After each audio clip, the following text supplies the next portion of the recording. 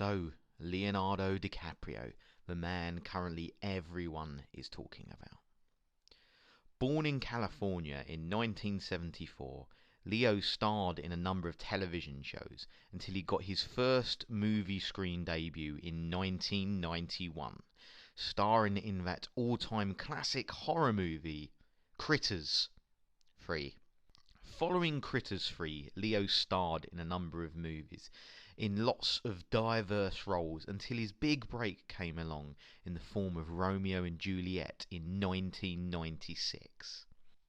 After the success of Romeo and Juliet, Leo was a household name, and a heartthrob for all the teenage girls and their mums. The following year saw Leo take on another romantic role in box office icebreaker Titanic. Yeah, see what I did there with yeah, no worries. From there, Leo's career got bigger, his roles got more diverse, and his acting turned from good to legendary, working with all-time star directors Martin Scorsese and Christopher Nolan. But why no Oscar? Let's find out why.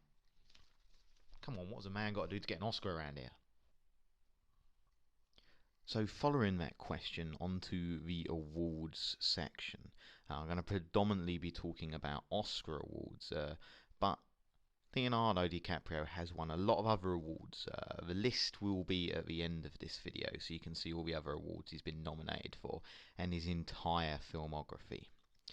In 1994, a nomination for Best Actor in a Supporting Role in a Movie for What's Eating Gilbert Grape saw Leo lose out on his first Oscar chance to Tommy Lee Jones in The Fugitive. Now, I can't really comment as I haven't seen this Leo movie, but we can all agree it would have to have been some kind of performance to see off Tommy Lee in this award. Next Oscar nomination was in 2005, a decade later, for the Best Performance by Actor in a Leading Role for the film The Aviator. Sadly again, he missed out on grabbing the Little Gold Man, as Jamie Foxx got the gold for his performance in Ray. Personally, Clint Eastwood in $1 Million Baby should have won it this year, in my opinion. 2 years later, and Leo is again back in the running for Best Performance by an Actor in a Leading Role for his tremendous role in the epic film Blood Diamond. For the third time, Leo loses out, and the award goes to Forest Whitaker for his outstanding performance in The Last King of Scotland. I have to admit, that year had a good lineup of actors, and anyone could have won. Then the shocking years of where I think the Oscar panel must have just not liked Leo. We saw no Oscar nominations for his roles in 2010 for Shutter Island and Inception. Then again in 2011 for J. Edgar. And then in 2012 for Django Unchained, just totally overlooked. Until the panel saw Sanity in 2014 and Leo was nominated for Best Performance by an Actor in his role for The Wolf of Wall Street, which I have now seen after being pressured by a lot of people.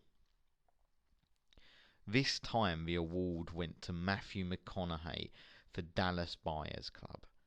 Leo must have thought, what do I need to do to win one of these bloody things? And I agree, because for that role he should have won an Oscar. And then in 2016 it happened. Leonardo DiCaprio grew a kick-ass beard and starred in a truly stunning film that see him tragically lose his wife and son, get mauled by a bear, fight Native American Indians, freeze his nadgers off, and fight Tom Hardy. That's what you need to do. As this year, in 2016, just a few days ago, Leo got his well-earned Oscar.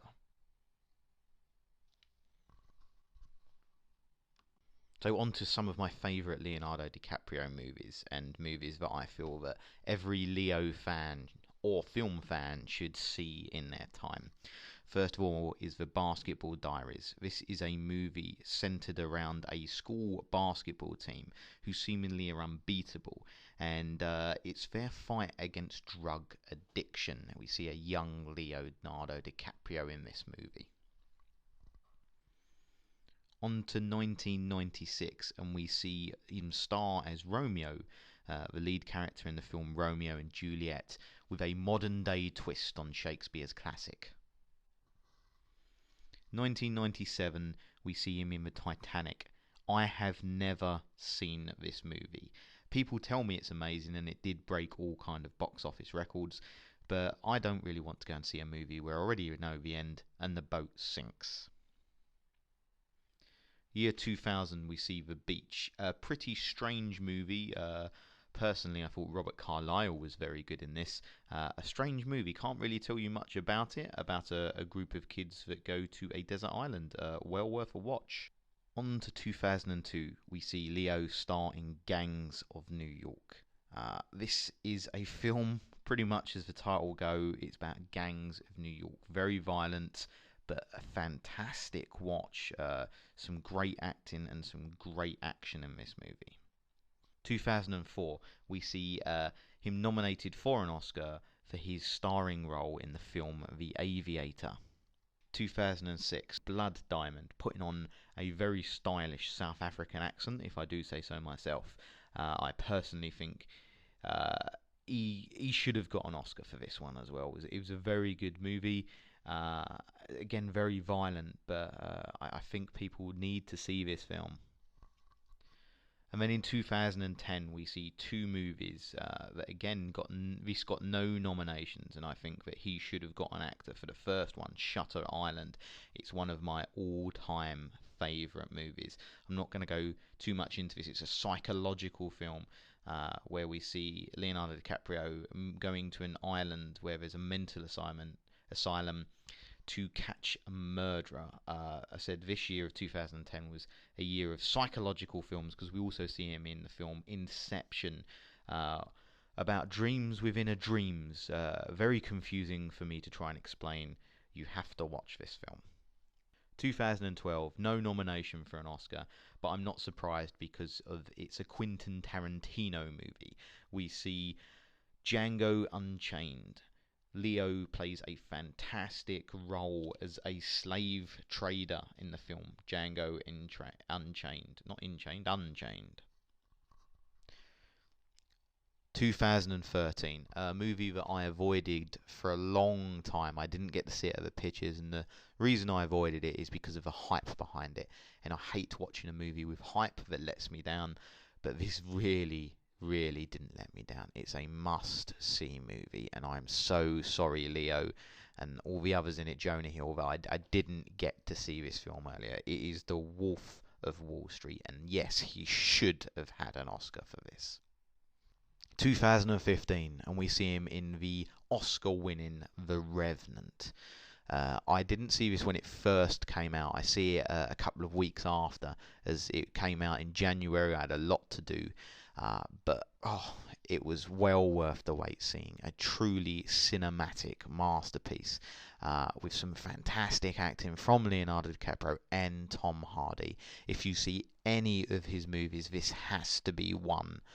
It's definitely one of his best films, and I can see why he finally nabbed the Oscar for this film.